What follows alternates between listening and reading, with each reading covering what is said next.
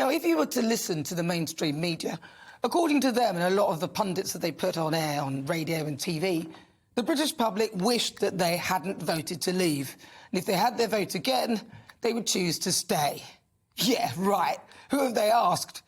Apparently, Brexit is bad for business, and there doesn't seem to be anyone benefiting. They've even blamed the biggest number of migration to this country, over 1 million, on it, claiming that it shows that Brexit isn't working and that there are more people from abroad in this country than ever before. As if they think that we are all racist and voted to leave because we don't like foreigners, that we are so stupid that we believed all the promises from our politicians and that we've actually been sold a lie. So here's some balance. The fact is, I voted to leave, something I couldn't say on the BBC. I'm not a racist, gullible or stupid. I knew what I was voting for and why. I voted to leave to stem the tide of unvetted immigration from the EU that was decimating our industries by offering cheap labour that only benefited an EU workforce because sterling was high and the big companies who could get away with paying a foreign workforce less, pulling down the wages across the board to amounts that no citizen who resides in this country full-time could afford to accept due to the cost of living.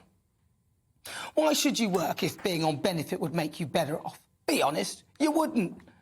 I wanted companies to pay a British workforce better, therefore incentivising people in this country to want to work.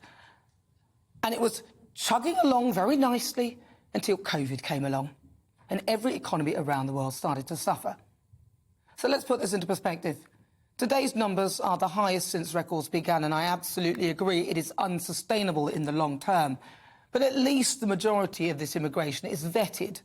The numbers comprise mainly of student visas, family relatives and other foreign nationals, up from 700,000 pre-pandemic to almost 1 million. So we know mostly who these people are and that they have come from all over the world and have been granted entry by this country. That's how it's meant to work. That, coupled with a few wars causing mass migration, has pushed the numbers to over 1 million, the highest since records began.